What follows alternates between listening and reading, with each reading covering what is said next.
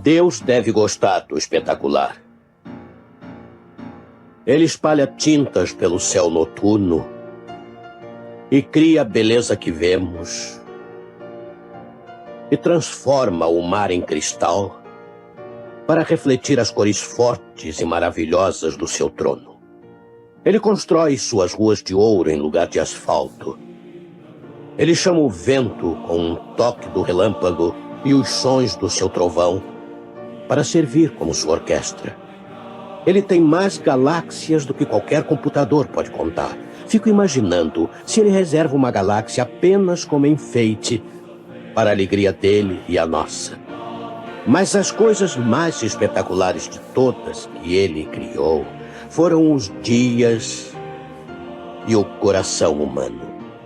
E em seguida ele começou a planejar o final espetacular do que chamamos de tempo, porque ele vai precisar desse final muito em breve.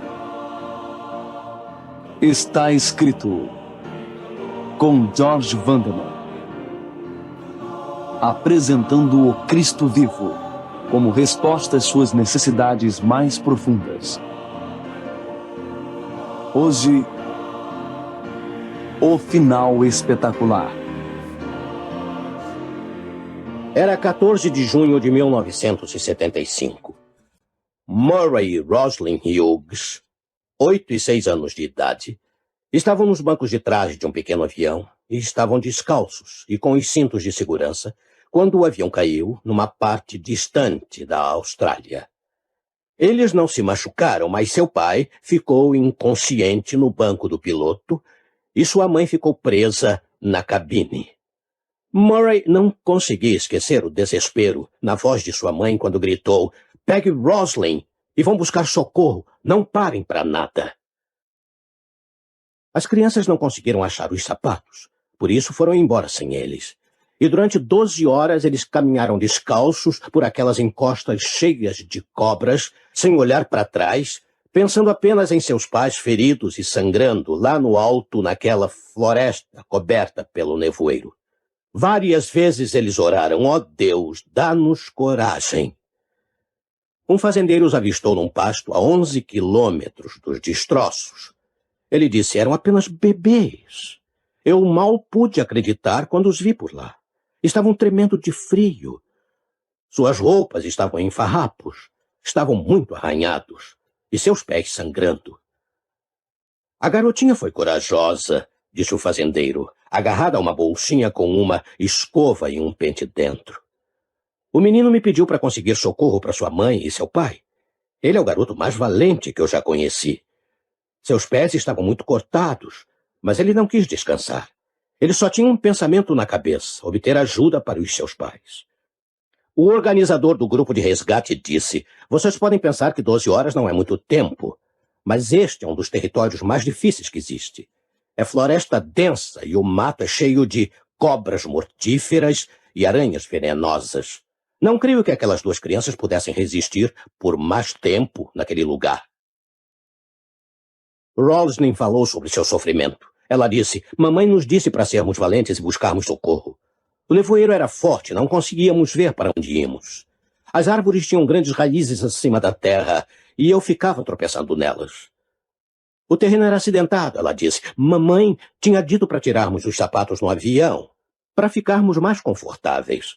Assim, quando o avião caiu, não pudemos encontrá-los. Os pés doíam quando andávamos por lá. Havia pedras ásperas e elas machucavam os meus dedos." E ela continuou: "Estávamos muito assustados. Ouvíamos bichos rastejando ao nosso redor. Uma vez, ouvimos um ruído muito alto num mato bem perto da gente. Eu gritei."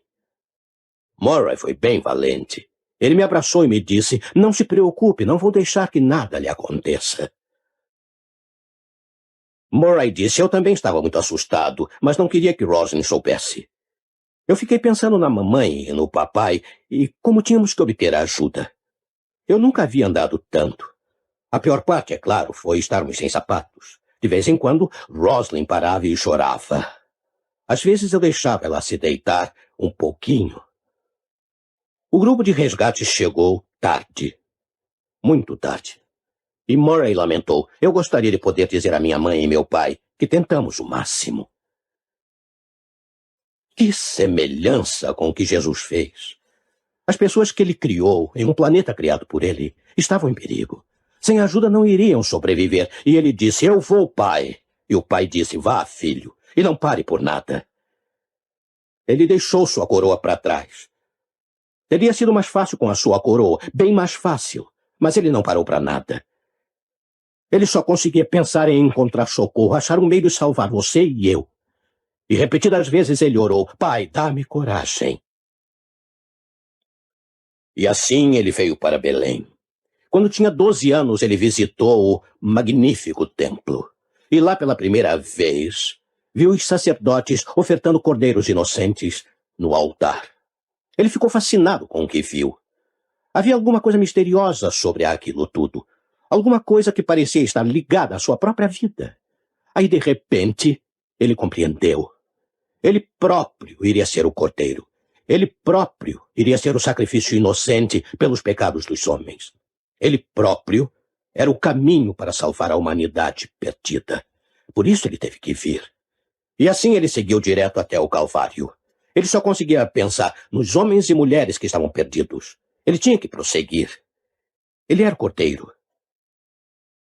Agora temos uma opção quanto ao final da história, você entende? Pode terminar com você e eu mortos na cabine de um avião destroçado, ou pode terminar no resgate mais espetacular de todos os tempos, se nós quisermos.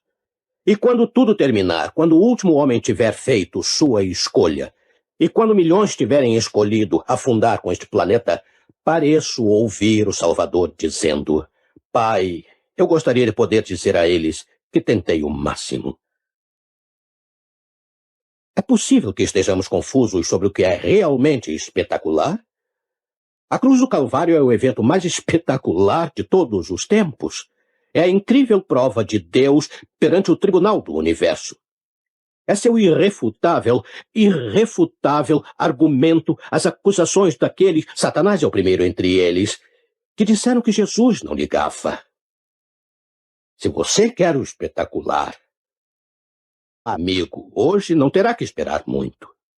Deus logo lhe dará. Deus está deixando Satanás fazer seus milagres primeiro, como temos visto nestas últimas semanas. Aí Deus fará os seus. E os de Satanás, em comparação, vão parecer truques bobos. Não existem palavras para descrever o dia em que Deus assumir tudo. Nossos potentes megatons vão parecer meras pipocas quando Deus tomar os assuntos da terra em suas mãos. E Satanás só poderá ficar de lado, assistindo, impotente, maravilhado e, é claro, apavorado. O anjo caído pode, com os seus brinquedos, parar alguns motores, mas Deus pode parar a história. Satanás pode fazer as bússolas girarem, mas Deus pode desafiar a gravidade e elevar o seu povo até o céu e levá-lo para o lar. Os OVNIs de Satanás podem chamuscar um pedaço de terra, mas Deus pode fazer montanhas fumegarem com a sua presença. Satanás pode trazer fogo do céu para enganar os homens, mas Deus com fogo pode destruir a terra e torná-la nova outra vez. Satanás pode imprimir uma imagem misteriosa em um pedacinho de filme, mas Deus pode imprimir sua própria imagem nos corações humanos. Satanás pode fazer a personalidade se deteriorar, mas Deus pode renovar os homens. Vidas transformadas é o maior de todos os milagres. A vida do cristão confiante é uma constante espetacular. É uma sucessão de milagres. E o relógio de Deus é absolutamente preciso. Ele nunca se atrasa. Nenhuma emergência o pega de surpresa. Não temos que nos preocupar com o momento de Deus a agir. Repetidas vezes tem sido demonstrado que sua providência pode atuar seguramente sob circunstâncias tão precárias que o mais leve vento poderia tirar um viajante de sua rota, onde somente uma palavra não dita, um assunto aparentemente trivial negligenciado, poderia bloquear o plano divino. Como é que eu sei? Como é que eu sei? Porque tenho visto pessoalmente incontáveis vezes. Você não gostaria de ter assistido no dia em que Deus surgiu no espaço e ordenou que o mundo existisse? Ele só pronunciou a palavra e lá estava ele. E aí ele o pendurou no espaço sobre o nada. Gosto do modo colorido como o Dr. Shadrach, Meshach, Lockridge o pinta. Ouça, apoiado sobre o nada, ele alcançou onde nada havia para ser alcançado, e pegou alguma coisa de onde nada havia para ser pego, e pendurou algo sobre o nada e ordenou que ali ficasse. Sobre o nada, ele tomou o martelo de sua própria vontade e golpeou a bigorna de sua onipotência, e quando fagulhas soltaram, ele as tomou na ponta de seus dedos e as arremessou ao espaço, adornando assim o céu com estrelas. E bem, de qualquer modo, o que Deus tenha feito foi espetacular, sem dúvida. E houve também o dilúvio dos dias de Noé. Nada do que já experimentamos pode nos qualificar para entender o que aconteceu então. Espetacular? Eu diria que foi. Água vindo das nuvens em gigantescas cataratas. Água esguichando de dentro da terra. Relâmpagos rasgando o céu. Montanhas subindo e caindo. Vento, fogo e vulcões. Maremotos. A terra rachada, retorcida e revolvida de um modo impossível de se descrever. Um espetáculo negativo que deixou apenas 8 pessoas com vida. Eu estava para lhe dizer alguns momentos atrás que você e eu podemos ter poltronas especiais no final espetacular da história, a volta de Jesus a esta terra, mas isto não seria correto. Porque não haverá nenhuma poltrona especial. Não haverá nenhum espectador. Porque todo homem, mulher e criança estarão envolvidos pessoalmente e a natureza do envolvimento depende de cada indivíduo. Com as palavras emprestadas de uma caneta inspirada, deixe-me descrever aquele dia. Sigam isto cuidadosamente à medida que eu ler do livro chamado O Grande Conflito entre Cristo e Satanás. Vou começar a ler pela página 642. Ouça. É à meia-noite que Deus manifesta o seu poder para o livramento de seu povo. O sol aparece resplandecendo em sua força. Sinais e maravilhas se seguem em rápida sucessão. Os ímpios contemplam a cena com terror e espanto, enquanto o justo vê com solene alegria os sinais de seu livramento. Tudo na natureza parece desviado de seu curso. As correntes de água deixam de fluir. Nuvens negras e pesadas sobem e chocam-se umas nas outras. Em meio dos céus agitados, acha-se um espaço claro de glória indescritível, donde vem a voz de Deus, como o som de muitas águas, dizendo: está feito. Essa voz abala os céus e a terra. Há um grande terremoto como nunca houve. O firmamento parece abrir-se e fechar-se. A glória do trono de Deus dir-se-ia atravessar a atmosfera. As montanhas agitam-se como a cana ao vento, e anfratuosas rochas são espalhadas por todos os lados. Há um estrondo como de uma tempestade a sobrevir. O mar é açoitado com fúria. Ouve-se o sibilar do furacão, semelhante à voz de demônios na missão de destruir. A terra inteira se levanta, dilatando-se como as ondas do mar. Sua superfície está a quebrar-se. Seu próprio fundamento parece ceder. Cadeias de montanhas estão a sossobrar. Desaparecem ilhas habitadas. Os portos marítimos que pela iniquidade se tornaram como Sodoma são tragados pelas águas enfurecidas. Grandes pedras de Saraiva, cada uma do peso de um talento, estão a fazer sua obra de destruição. As mais orgulhosas cidades da terra são derribadas. Relâmpagos terríveis estalam dos céus, envolvendo a terra num lençol de chamas. Por sobre o estrondo medonho do trovão, vozes misteriosas e terríveis declaram a sorte dos ímpios. Os que pouco antes eram tão descuidados, tão jactanciosos e desafiadores, acham-se agora vencidos pela consternação e a estremecer de medo. Ouve-se o seu pranto acima do som dos elementos. Demônios reconhecem a divindade de Cristo e tremem diante de seu poder.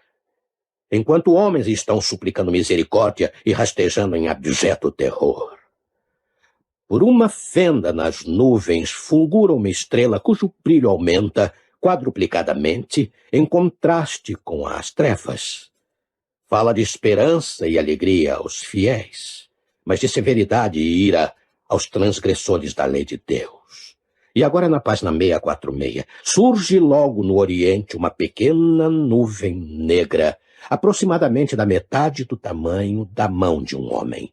É a nuvem que rodeia o Salvador e que, à distância, parece estar envolvida em trevas. O povo de Deus sabe ser esse o sinal do Filho do Homem.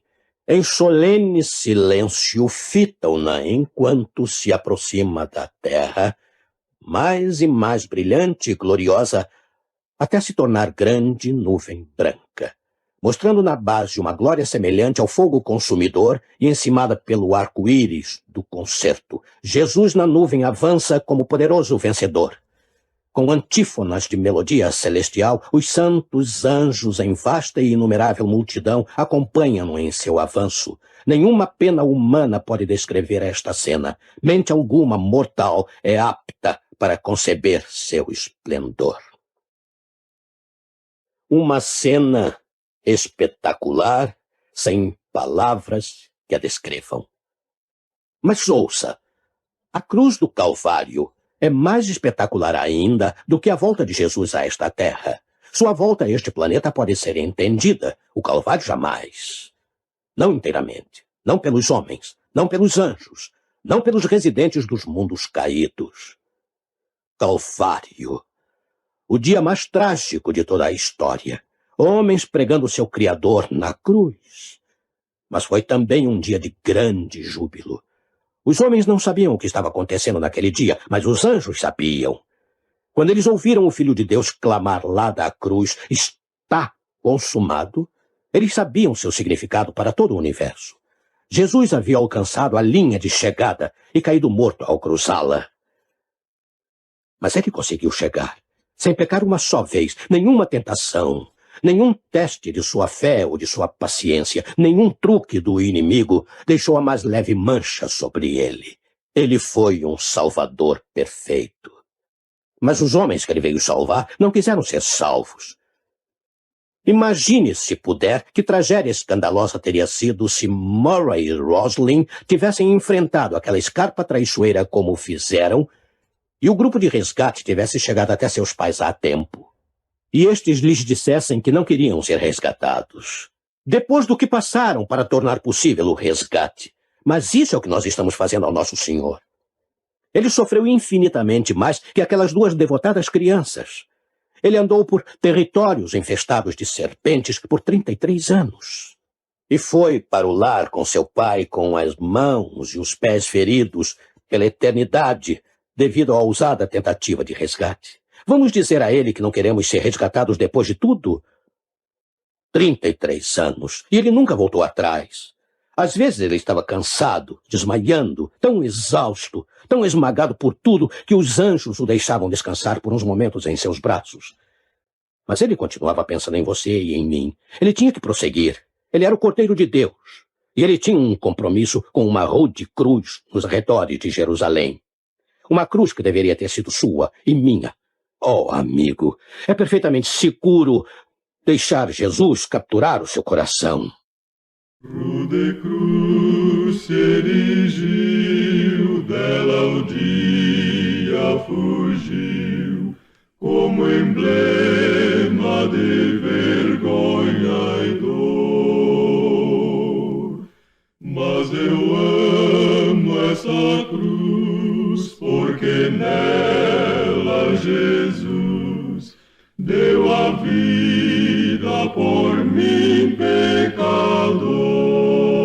pecador. Sim, eu amo a mensagem da cruz. Até morrer eu a vou proclamar. Levarei eu também minha cruz. É por uma coroa trocar.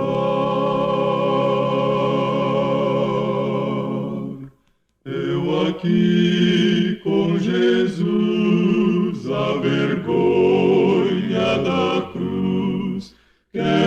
sempre levar e sofrer. Ele vem me buscar e com ele no lar uma parte na glória hei de ter. Sim, eu amo a mensagem da cruz. Até morrer eu a vou proclamar.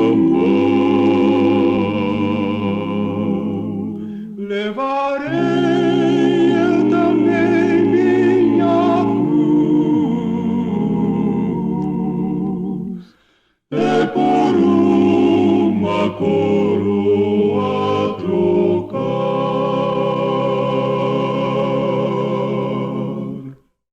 Vamos orar. Sim, Pai Celeste. Como será vermos Jesus? Obrigado, Senhor, por ele.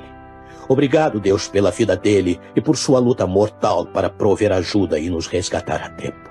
Jamais poderemos pagar ou entender completamente, mas o que entendemos nos leva a cair a seus pés feridos e quebrados.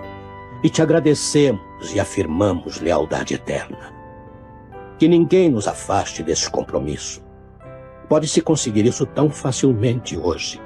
Tudo a Jesus eu entrego, tudo a Ele eu quero dar. Aceita-nos, Senhor. Obrigado por te esforçares tanto. No que se refere a nós, queremos dizer hoje: o Senhor venceu eternamente. Louvado sejas para sempre por isso. Em teu nome nós pedimos. Amém. E agora chegou o momento de dizer até logo a todos. Mas lembre-se, está escrito: não só de pão viverá o homem, mas de toda a palavra que sai da boca de Deus.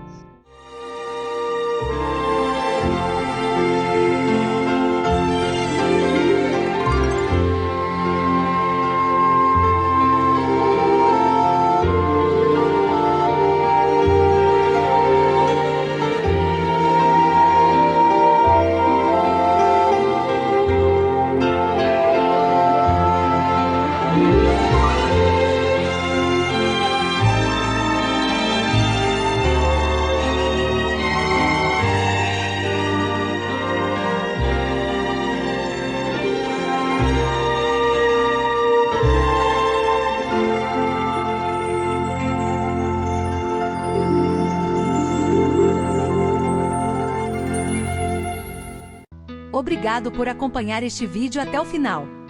Aproveite para conhecer nossos outros canais, onde abordamos uma variedade de temas que certamente irão lhe interessar.